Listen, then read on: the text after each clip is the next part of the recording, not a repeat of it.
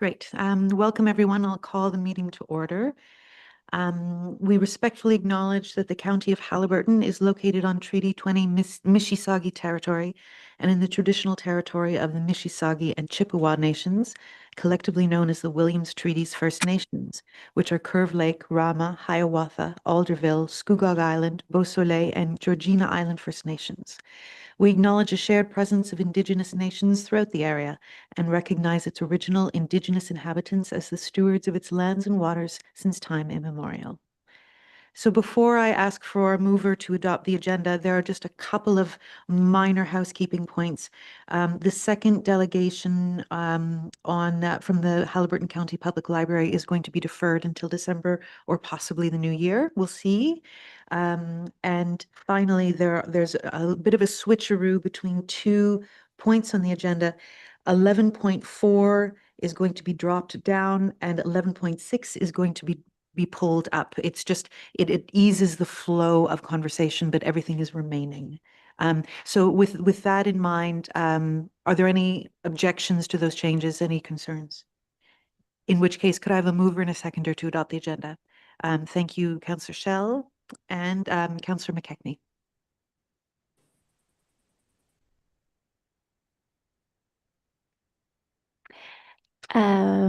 Okay, so that the agenda of the October 8, 2025 meeting of the Haliburton County Joint Accessibility Committee be adopted as amended, moved by Councillor Schell, moved by Member Schell, seconded by Member McKechnie.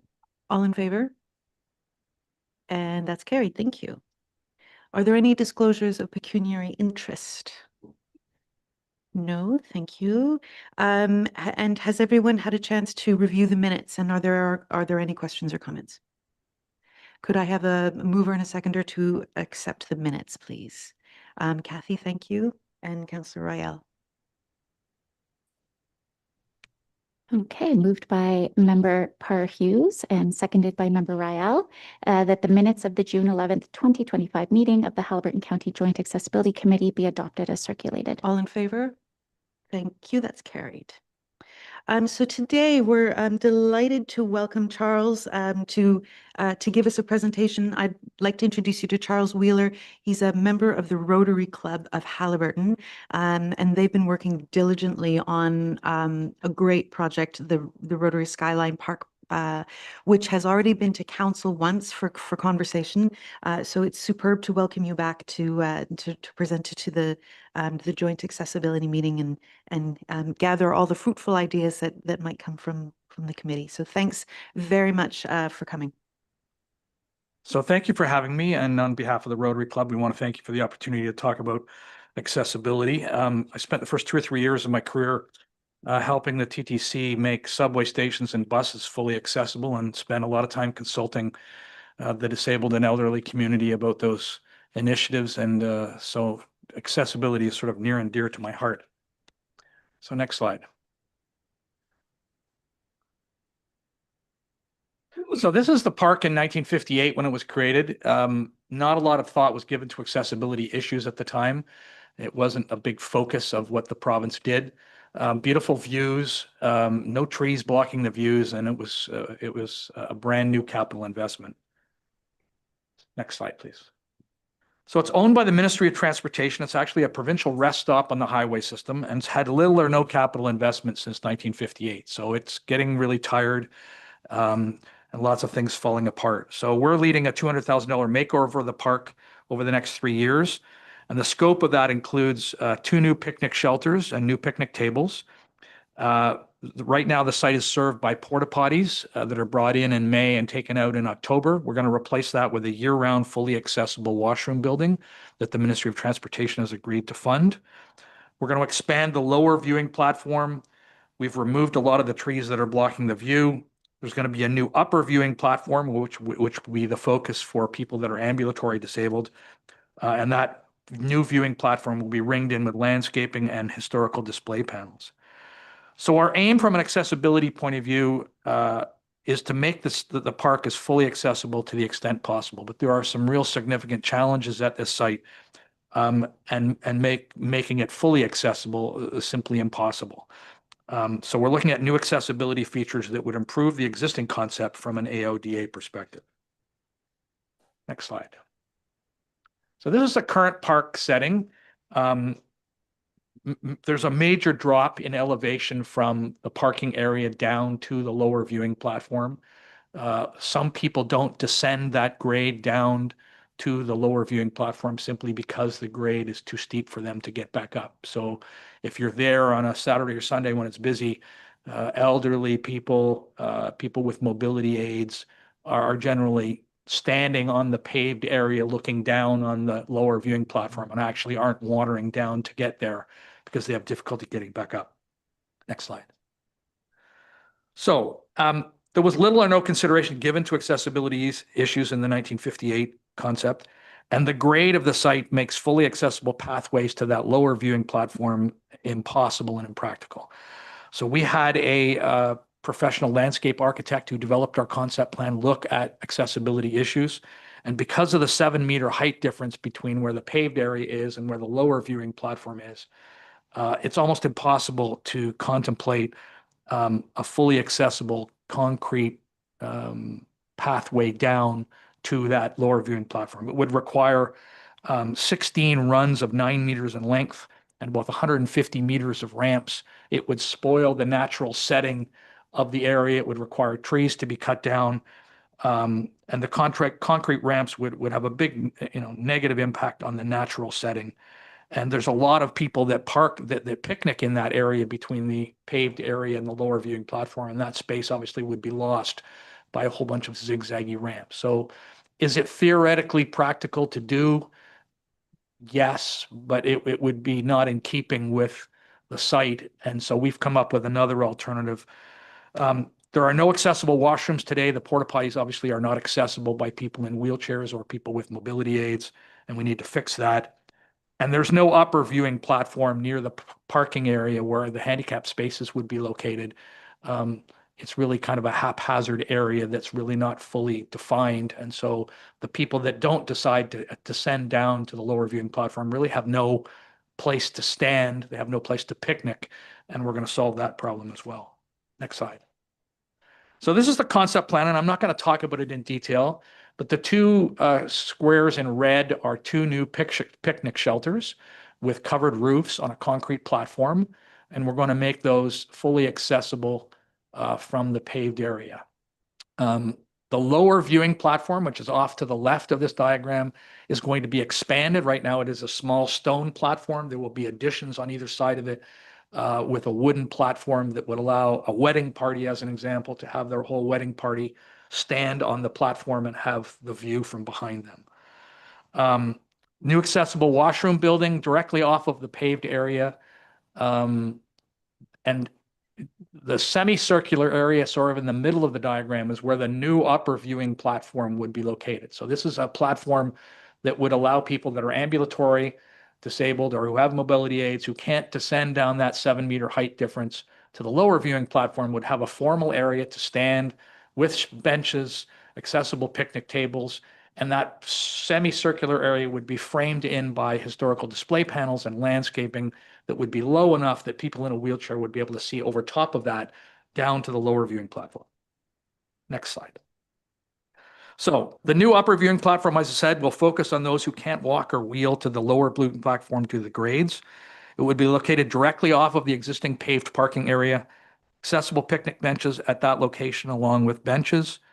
And the upper viewing platform would be the focus of 5 historical display panels about the history of Haliburton, the history of Skyline Park, an Indigenous land acknowledgement, things to see and do in Haliburton, and a map of the geography of the area, rivers, lakes, dams, roads, that kind of thing. Right opposite that new upper viewing platform, we would designate handicap parking spaces on the existing paved area. So people would be able to get out in a handicap parking space, go on to that new upper viewing platform, see the view and the lower viewing platform, and not have to descend that 7-meter grade. We'll have level access from the pathways to the two picnic shelters. And we've tried to lengthen the pathways that go down to the lower viewing platform to make them longer so that the grade was reduced for people that are ambulatory disabled or in a wheelchair. So it's not meeting the AODA standard, but we've done as much as we can to curve them around to provide additional length to reduce the grade to the extent possible. The pathways are going to be made out of recycled asphalt, which will be a lot firmer than what is there today. A lot of the material that was forming those walkways is washed away over time. So recycled asphalt will be much more firmer for people to walk on with mobility aids in particular. And the big addition is a new year-round, fully accessible washroom building to replace the seasonal placement of porta potties. So the Ministry of Transportation has agreed to provide a 2-vault toilet that will be fully accessible in a building so that people that come up in the wintertime, particularly people on ATVs and snowmobiles that right now come up in the winter, there's no porta potties there, they would have a place, but it would be a year-round accessible washroom building replacing the porta potties. So in summary, the next slide, please. The existing grades make it difficult and almost impossible to make the whole park fully accessible. We are looking to identify, and we appreciate the committee's help in identifying a local supplier of accessible picnic tables that would be on the concrete pads. So these would be picnic tables that would have a notch in it so that somebody in a wheelchair could actually wheel onto the concrete platform and wheel up to the proper height for the picnic table itself to eat a meal. So we're trying to identify, if possible, there's lots of suppliers of these, but we're not aware of a local supplier that could do that. So I don't know whether anybody on the committee has information, but if you have information about local suppliers of accessible picnic tables, then we'd be interested in talking to them. We can't find one. And obviously we're open to other ideas to improve the accessibility of the park, budget permitting. So the last slide is the picnic shelter that was erected on Monday. So there was a crane there that erected this picnic shelter down sort of halfway between the paved area and the lower viewing platform. There will be additional placement of fill around the edge of that concrete platform to make it level with the pathway that's in front of it. And the second platform, the second picnic shelter will be built further up directly off of the paved area.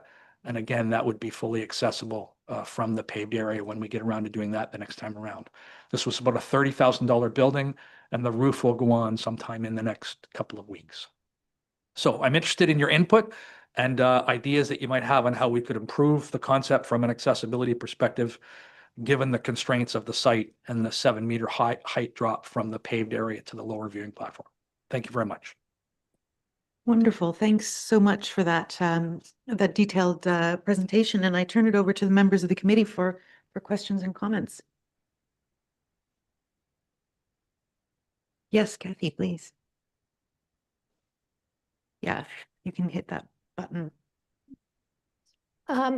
A question, and I may have missed it, you may have said it. Is the washroom going to be accessible that the ministry's putting in? Yeah, it's a fully accessible year-round washroom building, And directly accessible off of the paved area. Open 24/7?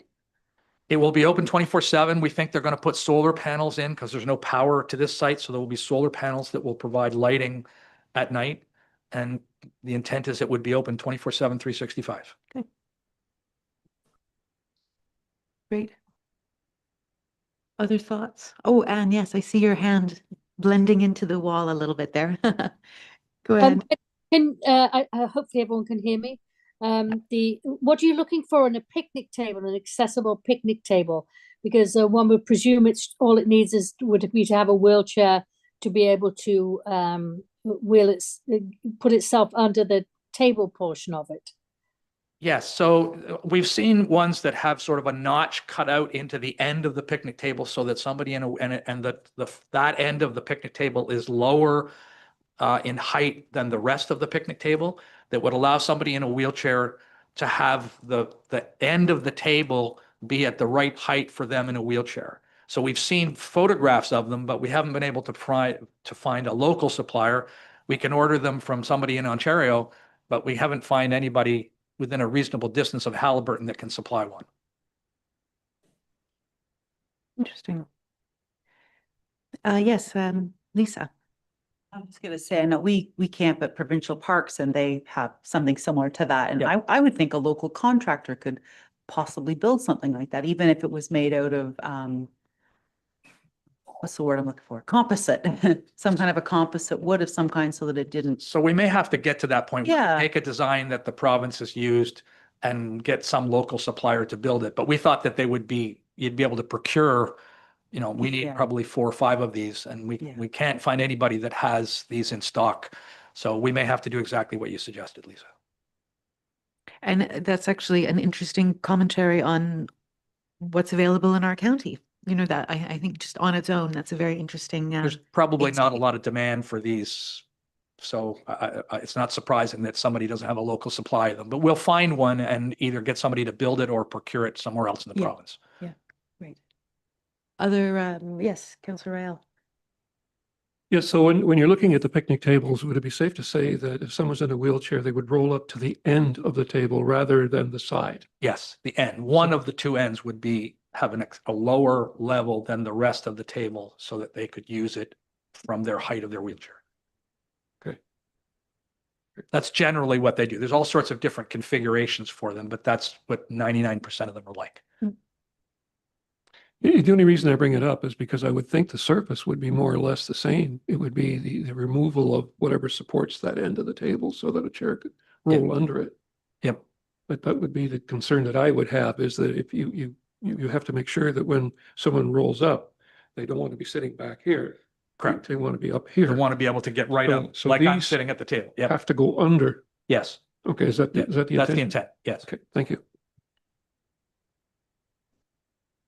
Other questions on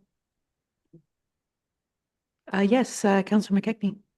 Yeah, it's not a question. I'd just like to say on behalf of the council, our council here and everybody in our committee, what another great project by Rotary for our community. And it looks great I've seen the pictures and diagrams of it at our local council, and it sure looks like it's going to be a big improvement. So thank you.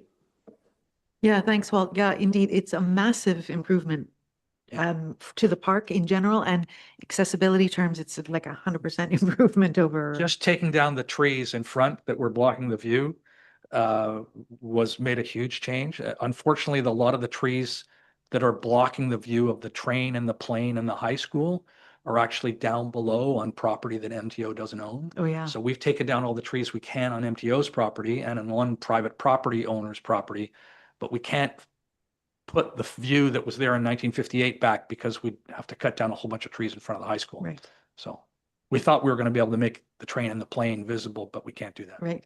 Yeah. Good intentions, but Well, thanks very much. And we've got a resolution to receive. Is that right? Great. I could, if there are no further questions, could I have a mover and a seconder to receive the presentation? Councillor Rael and Councillor McKechnie. Thank you.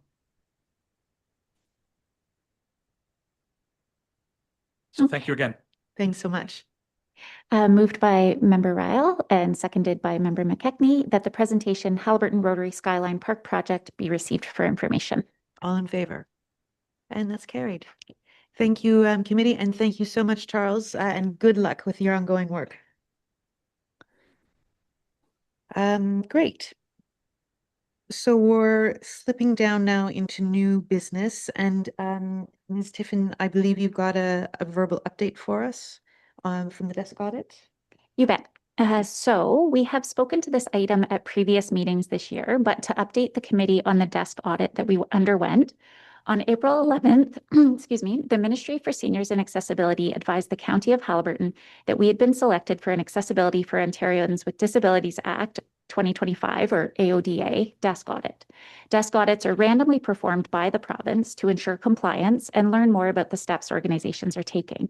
We did request at that time and were granted an extension to the deadline due to the then state of emergency.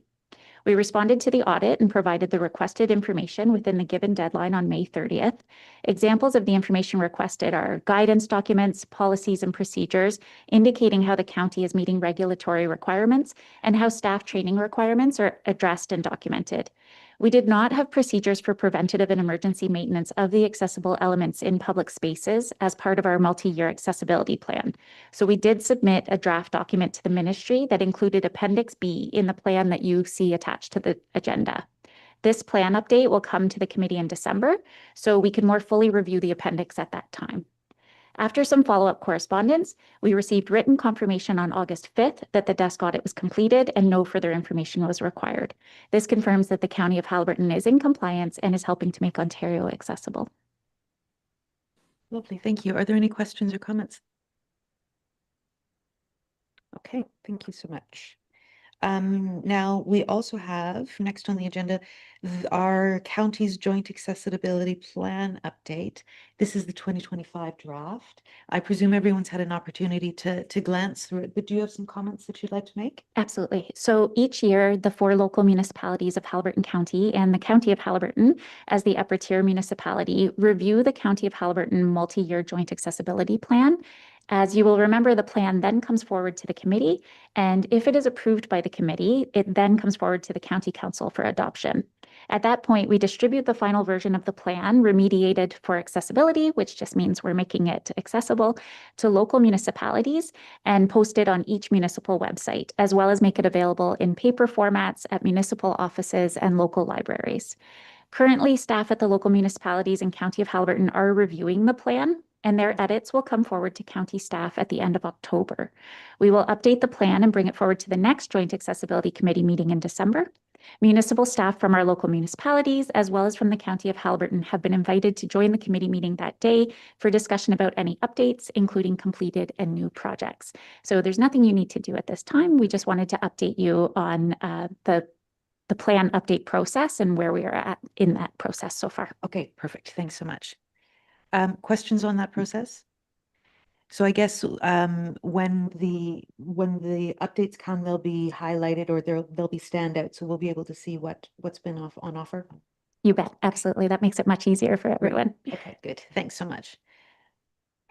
Superb. So moving right along to the stopgap program. Verbal update. Can I pass it to you as well for that? You bet.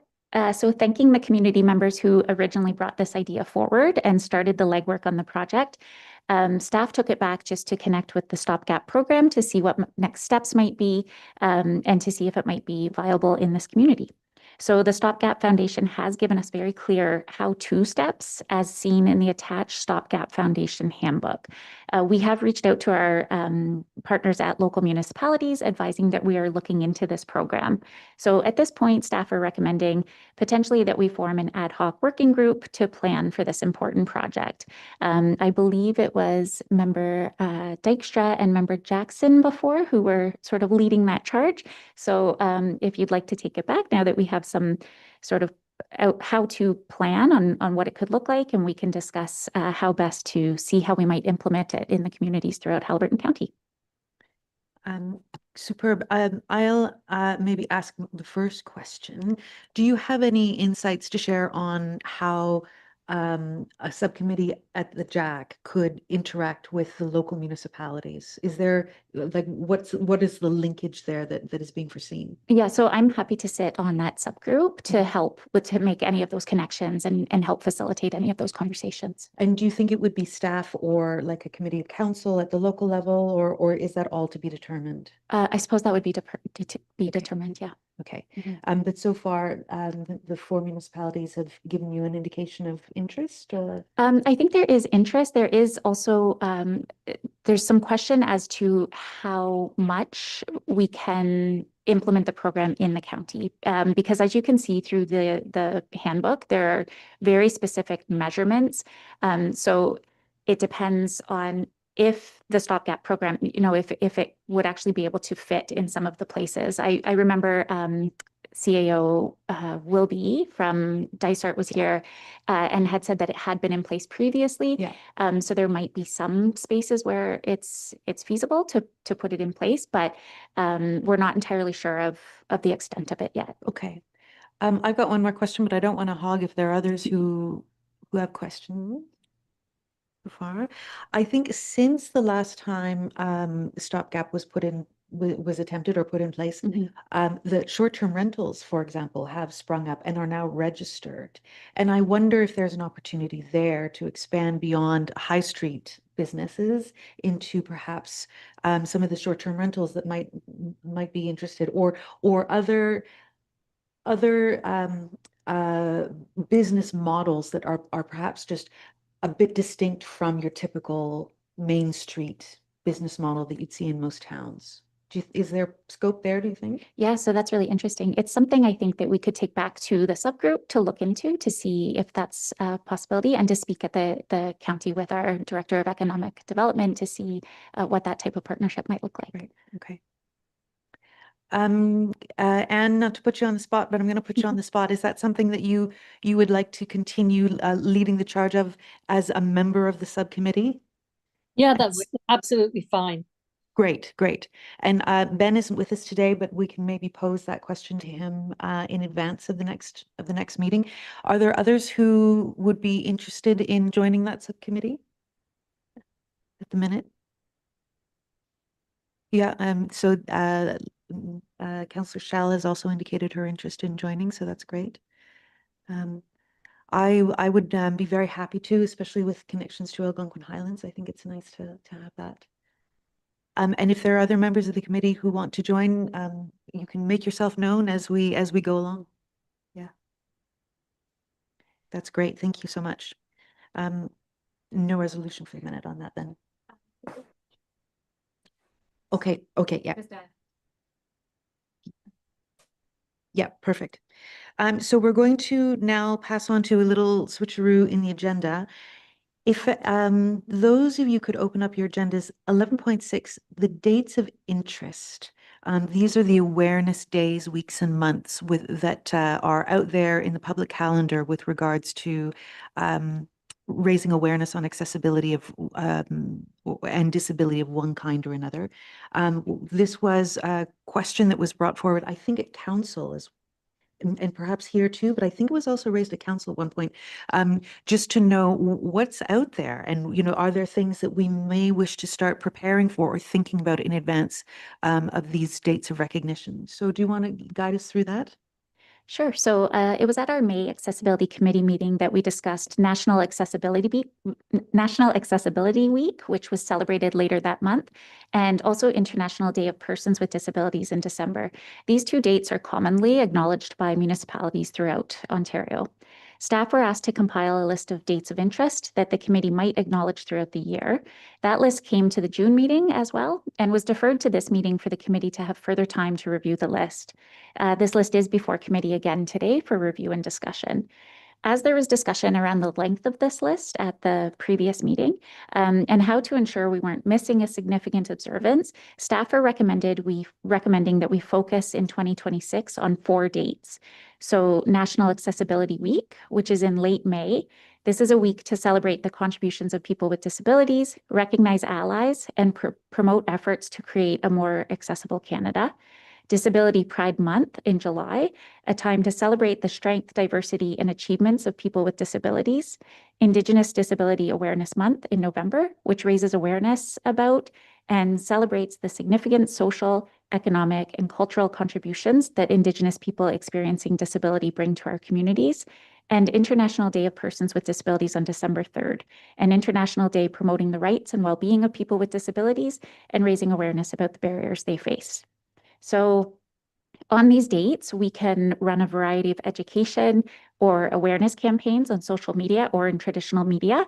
We can invite speakers to the committee to present or something else of the committee's planning. So just bringing that forward for the committee's discussion. Thank you. Any thoughts or comments on that short list or any other point you might want to make? Yes, Anne.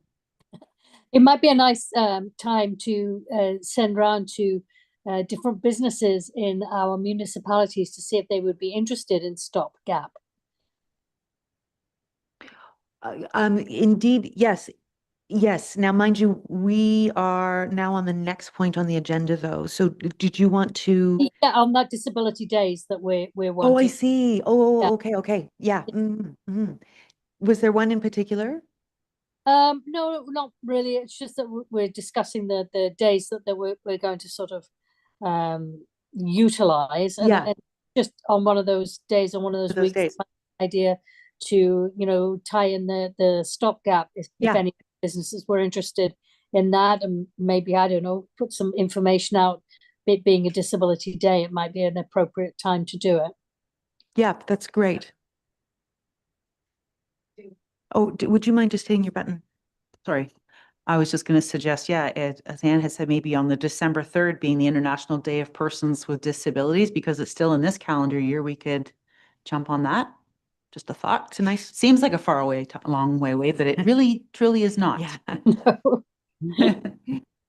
Yeah, indeed. And I think our next meeting is in fact after that day. So there would have to be some quick work or some quick thinking today in order to make that, which is absolutely possible, but we'd have to get our thinking caps on right away. If you wouldn't mind. Sorry, Councillor Dayu, I can speak to item 11.4 as well, which ties into. Yeah, why don't we do that? Shall we jump into that and then we can jump back out again? Sure. Okay. Yeah, just in case that's helpful. So International Day of Persons with Disabilities is December 3rd. The United Nations recognizes this day, also referred to as IDPD, each year on December 3rd. Established in 1992, this day promotes the dignity, rights, and well-being of persons with disabilities. So it is a day to raise awareness of the barriers faced by persons with disabilities and to advocate for the full and equal participation of persons with disabilities in all aspects of society. On this day, staff recommends that we request of County Council a proclamation for International Day of Persons with Disabilities. This request would come forward to a council meeting in November, and if approved, could be posted to our website and social media page and shared with local media on December 3rd. Also that we update and promote the county's online accessible customer service feedback form to ensure that residents are aware of one of the options of providing feedback to us as staff and where appropriate as committee members. And of course, we can also add that really great idea of promoting the Stopgap program on that day if we're prepared for that at that time. But happy to hear other suggestions, ideas, and thoughts as well. Yeah, no, that's great. Yes, Kathy. One of the things that where I used to live, they used to have a county or town award for most accessible places and had a sort of campaign out there where people could nominate different businesses for acknowledgement around accessibility. And in doing so, it sort of highlights where people can go and how they can get there. And where would that fit into something like this? Well, it just so happened. How naturally this conversation is flowing. Item 11.5 is regarding an Accessibility Awards recognition program. So in May, we discussed a potential annual Accessibility Awards recognition program, which I'm bringing forward to the committee today for review and consideration. Should the committee approve this idea with amendments where needed, it would come forward to County Council as well before launching to the community. So to give you some background on this program, although I'm happy to hear your experiences as well of how it worked and what it looked like, a number of municipalities throughout Ontario, often through their accessibility committee, recognizes local residents that have gone the extra mile to improve accessibility and awareness for people with disabilities. The common requirements for most municipalities are that nominees must be a resident, organization, or business in the municipality that have demonstrated positive accessibility contributions within the community. Those nominating a person, organization, or business are asked to identify the area that their nominees' efforts best reflect the standards of the AODA, but we can alter that where we would like. It is anticipated that the cost of trophies or certificates would be within the current Accessibility Committee budget. A recognition ceremony could take place during a county council meeting in May during National Accessibility Week month, or in December in conjunction with the International Day of Persons with Disabilities, or at another time. The County of Haliburton's multi-year accessibility plan states, among other goals, as you know, that the county seeks to identify and remove barriers to accessibility and prevent the creation of new barriers. This program, recognizing accessibility champions within our community, would encourage more residents, organizations, and businesses to actively participate in making our county more accessible for all residents, and we would be able to recognize those who have already been working, to do this. Staff is recommending we set a working group consisting of the accessibility staff support, a council representative, and at least 2 committee members to investigate and set criteria for community recognition of accessibility champions in Haliburton County. This working group would discuss criteria in line with those used by other municipalities. So looking for discussion there around the Accessibility Awards recognition program in general, the date of the launch. So we could do that by the end of this year, or we could start it next year, and when you would most appreciate an award ceremony, and then who might be interested in joining a working group. You have a lot to discuss here, so I'll leave you to that, but a few items that sort of blend into each other for sure. Yeah, they really do. And I do like the idea of using this calendar of public dates as our trigger to think about what we want to do. Yeah, that's really, really nice. I turn it over to everyone who thoughts. Yeah, Lisa.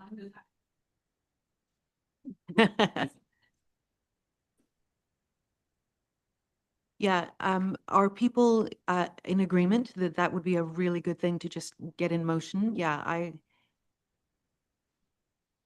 was just going to say, May actually might be a good month if we could have a business or however number of businesses you decide to, or we decide to acknowledge, because it's right at the beginning of our busy season.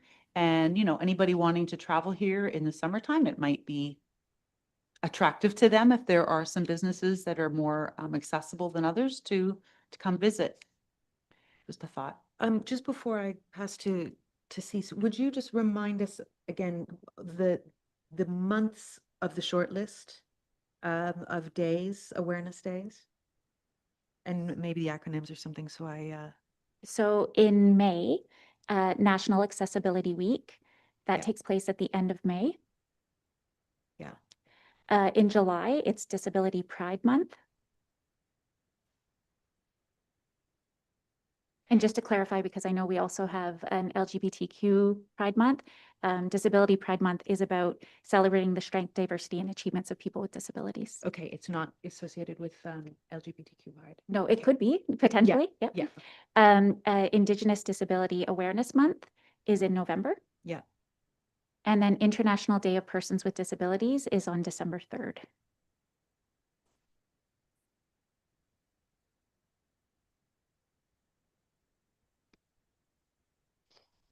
Yeah, okay, so that helps, especially if we're thinking about, where stopgap launches or whatever could come into place, and the awards, etc. I do like the short list. I wonder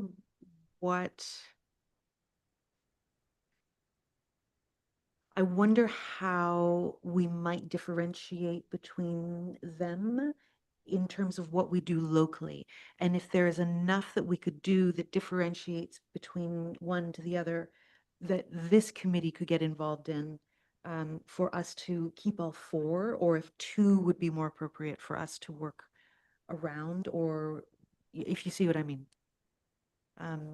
Thoughts on that?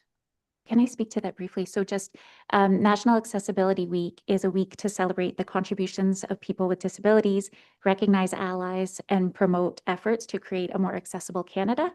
And the International Day of Persons with Disabilities is about, it's an international day promoting the rights and well-being of people with disabilities and raising awareness about the barriers they face. So just sharing that in case it's helpful.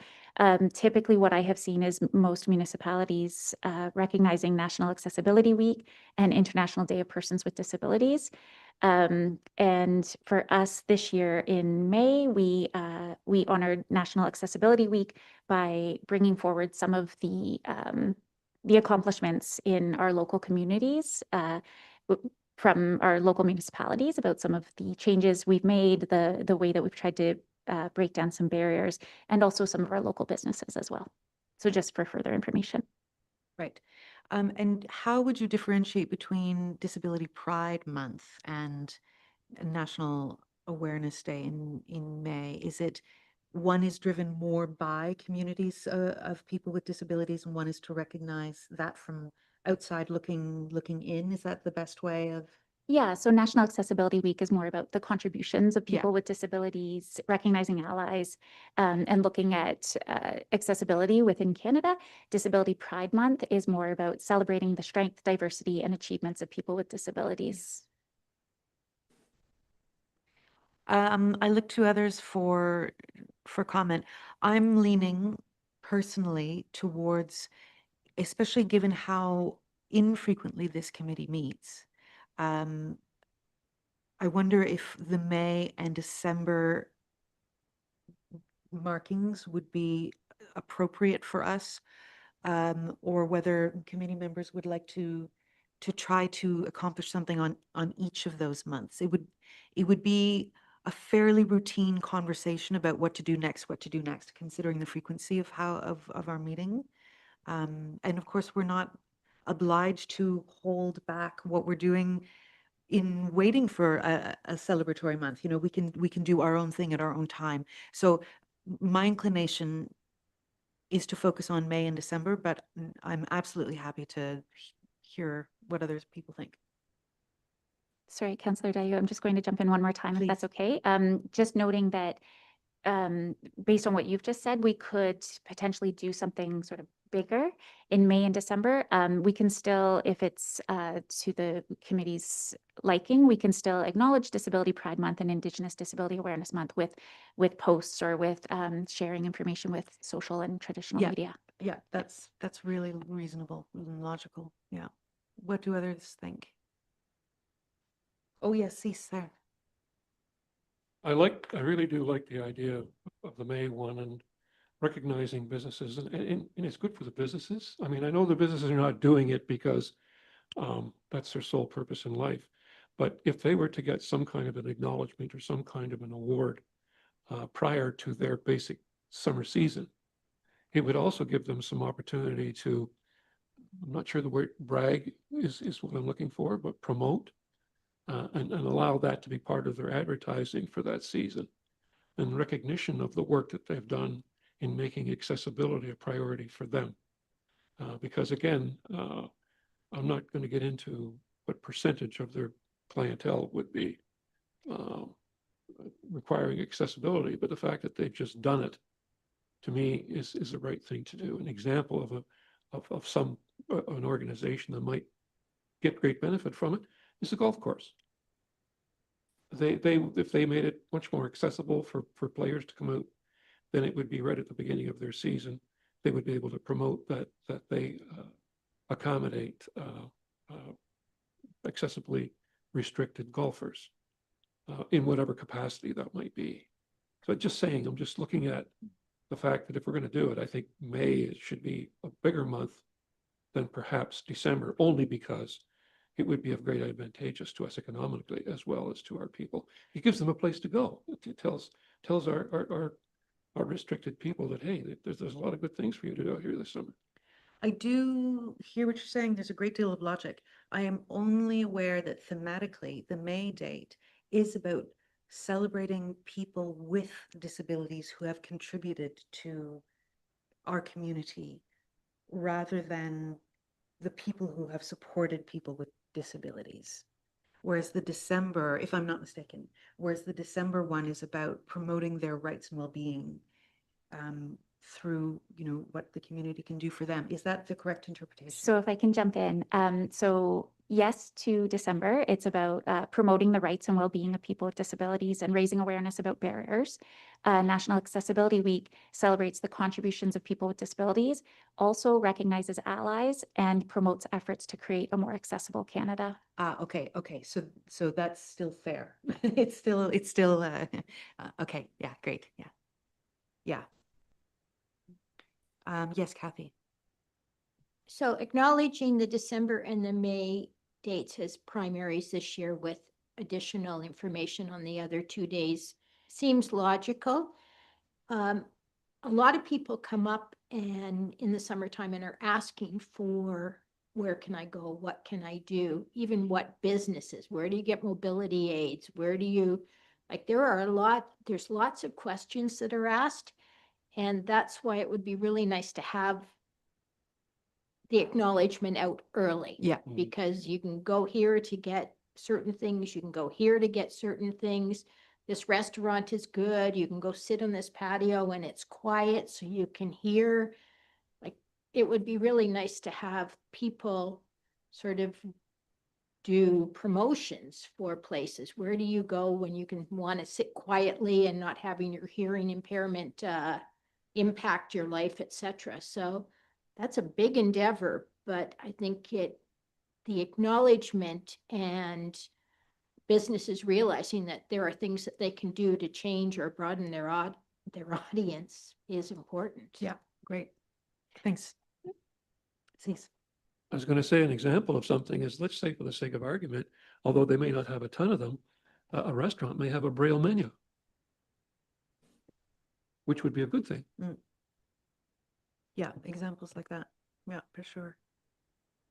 Yeah, and for December, and this may well be possible for next December,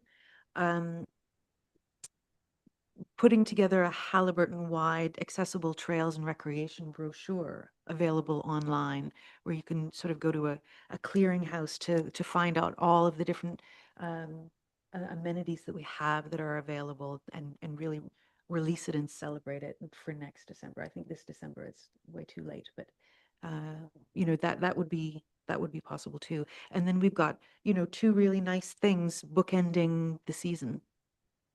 Yeah. Yes, Kathy. Speaking to December, one of the things that I'm learning about is the lending library from the library, where you can go get walking poles Yeah. and try all these things, which is making outside walking accessible to people. And that, for me, that's just been word of mouth. Where do I go to find these things? And maybe I'm missing the messaging, but it might be good to plan for a year from now to say, this is where you can go to find this, and Yeah. it will help you do this, Yeah. and etc. Yeah, absolutely. I think that's a marvelous idea, because you get all these pieces of information in all kinds of different areas, but it would boost businesses who are going to be more accessible, golf courses, things like that. So if there was some kind of central repository that you could pull down from the municipality websites, I think that would be great advertising, great encouragement, and let people know that they can come to Haliburton and they have all these different things for their kids or their grandparents or whatever. It's really useful information and very hard to source, individually. So I can't speak for county staff at all, but the question that I do have for CAO Dyke would be, given the nature of what we're talking about, with regards to like a central clearinghouse or brochure for the lending library, etc., for people who are coming into Haliburton, if maybe the tourism office could support. And I know nothing about graphic design, but we do have staff in house who are brilliant at it, and I'd be curious to know whether that could be done as partnership with that. So maybe we could put that on the agenda to inquire about. Yeah. Cease. On that same note, typically municipal governments are not allowed to promote a specific place. Having said that, we're not going to promote a specific place. We're going to promote a feature in which these particular places comply. So if you want to be on that list, comply. Add. Yeah, I'm going to, rather than turn around and say, you should go to Canadian Tire because they're really great. We can turn around and say, hey, if you want a good accessibility shopping, hey, you can go to these three places in Haliburton, these three places, and you can get yourself served quite nicely. Yeah, I'm confident there's a way that we could achieve what you're saying, because it's a good reminder. Typically, municipalities don't do that. But if we're providing a platform for private businesses to say, I can verify that I do this, and we say, yes, okay, we see that you are actually doing that. Wonderful. You can go on the website, and then it's clear. I'm confident there's a way to be able to do that. But that's a very good reminder of that stipulation. Yeah. Thank you, Kathy. So I saw today that there's now, through the newspapers, a place that you can go to get past articles and past information for all the county newspapers, which is a good source too. I'd never seen that before, and I've been trying to find some information on something, and like, wow, if I can look it up and go in and go through the repository, that's a way that people can learn things too. It sure is, but I hope we could make it a lot more accessible, if I could borrow that word, than asking people to go back and look through the newspaper archives. I think, especially in today's technological wonderland, we can do something great.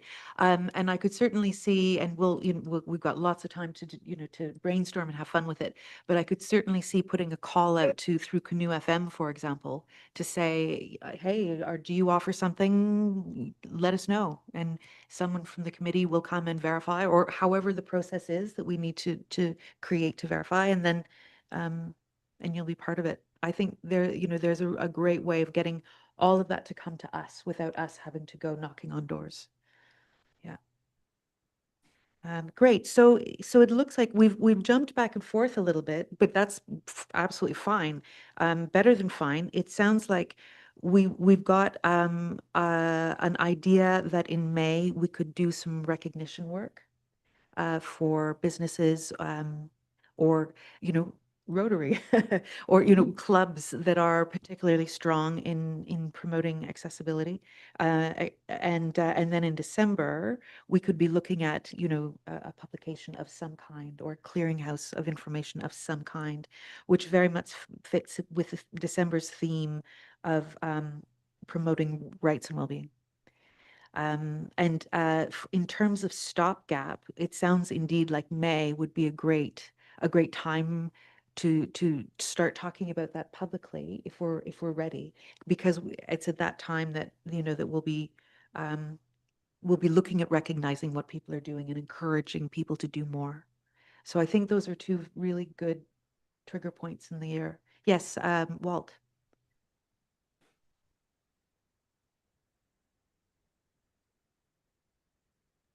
It might not be a bad idea to, but I know you're talking about the businesses, trying to acknowledge all the great things that we're trying to do.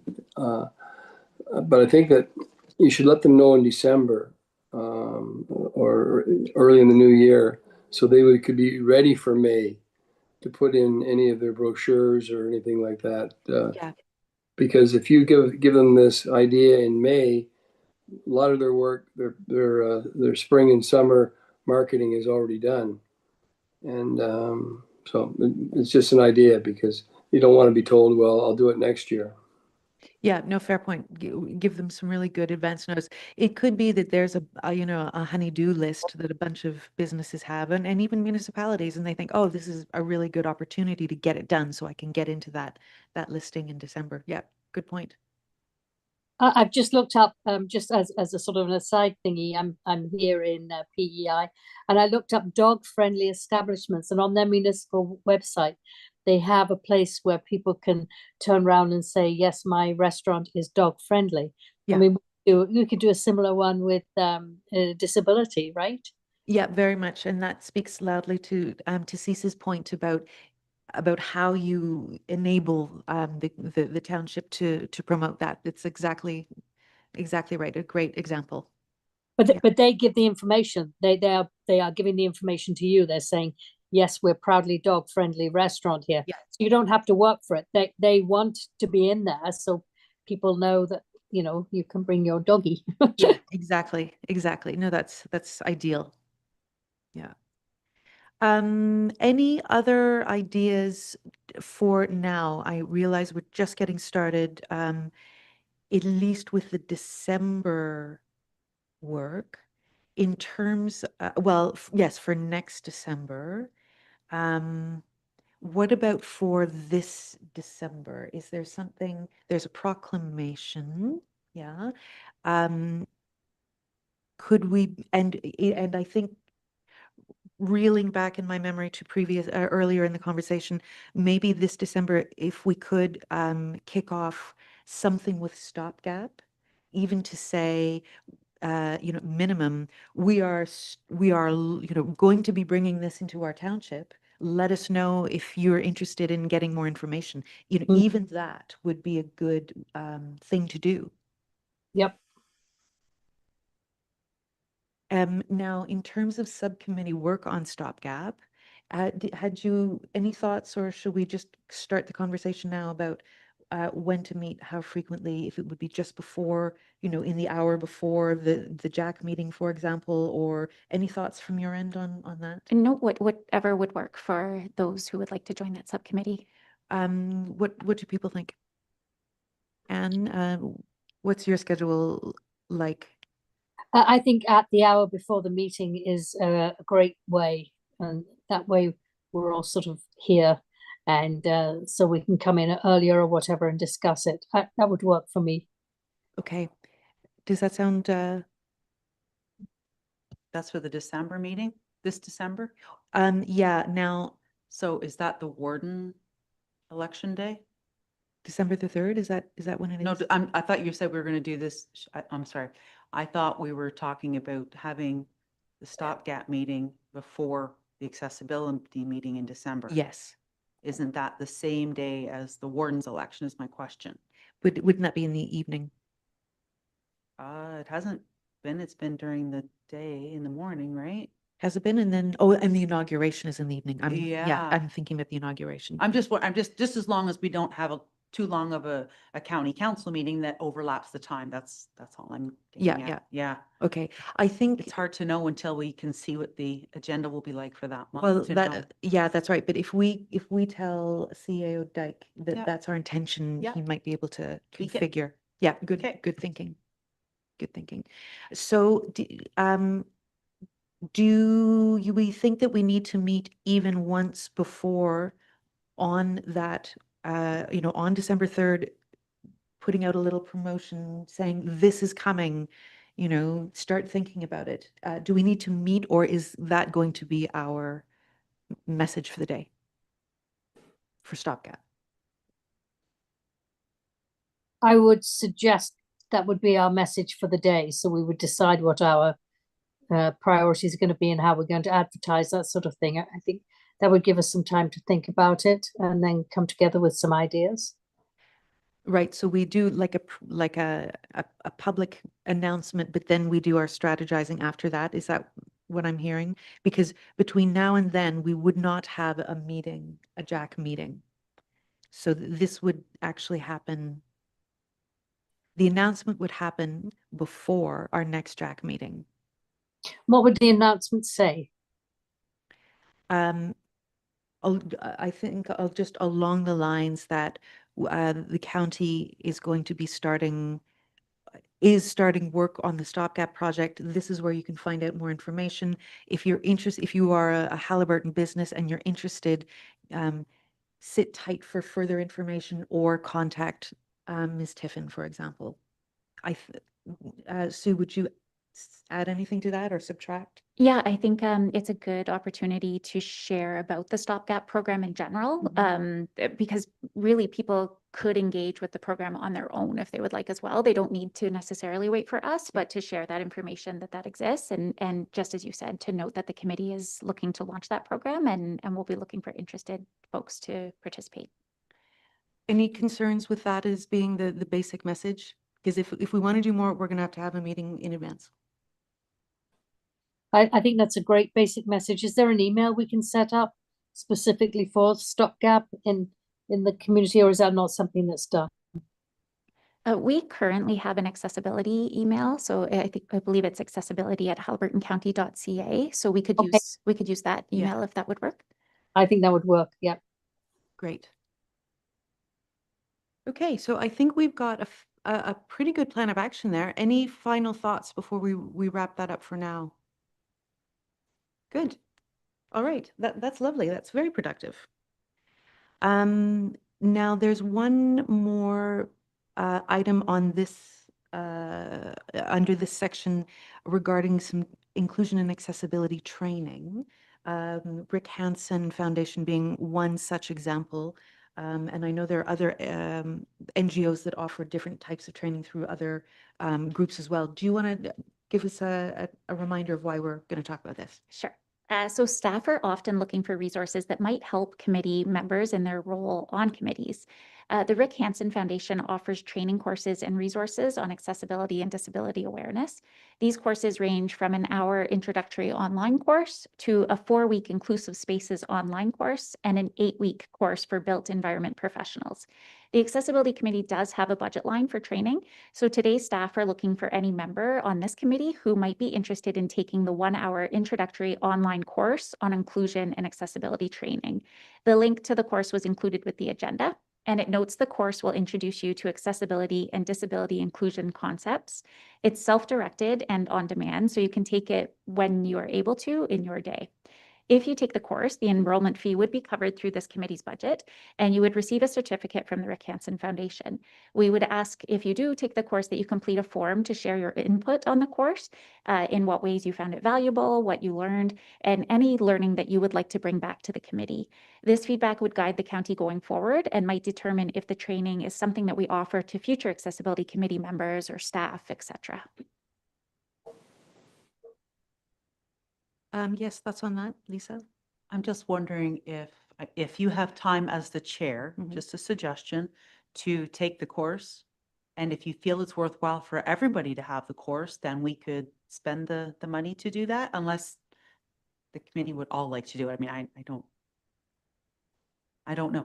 If you feel it's worthwhile, and maybe Sue knows it's whether or not it's worthwhile for all of us to take it, because I do see there is a group booking, but I don't know if that would change the price or if we'd have to do it all at the same time or Right. in person or how that would work. Yeah.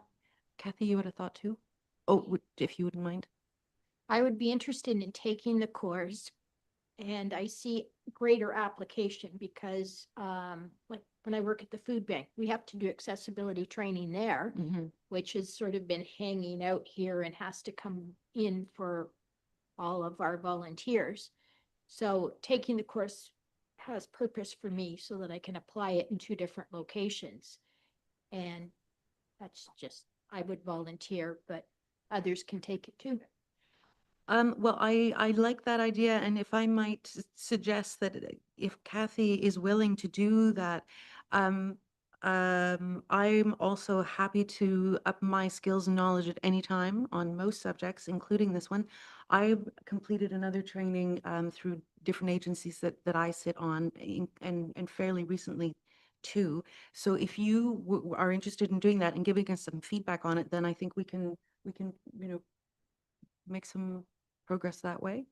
And did I see your hand, or were you, no? Okay. Yeah, that would be great. Some feedback on it would be really, really good. And at that time, I can also bring feedback on the course that I've taken through Point in Time in a couple of different places, and maybe we can compare notes. Yeah. Okay, thanks a lot for that, Kathy. Anything else?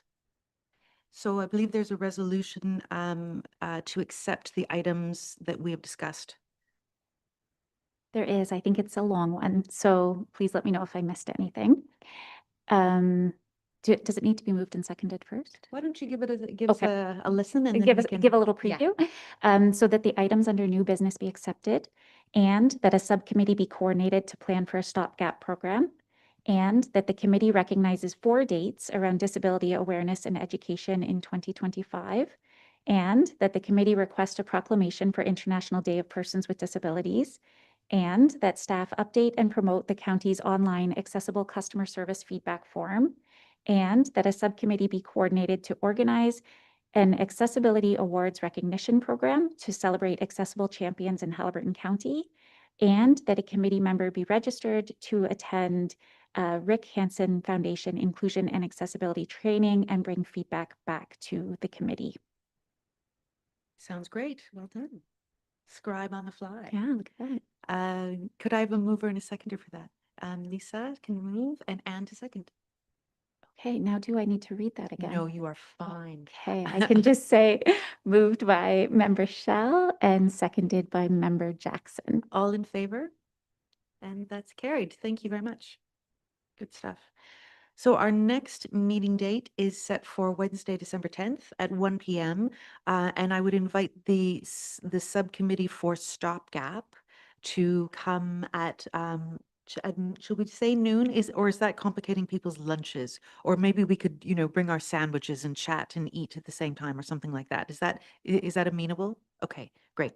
So I'll just amend that for Wednesday, the 10th, 1 p.m. for the general group and noon for subcommittee, stopgap subcommittee. And that just brings us to adjournment. Could I have a mover and a seconder to adjourn? Ceased to move and Kathy to second. Okay, moved by member Ryle and seconded by member Par Hughes that the October 8th, 2025 meeting of the Haliburton County Joint Accessibility Committee now adjourn at 2:10 p.m. Thank you very much, everyone. Have a lovely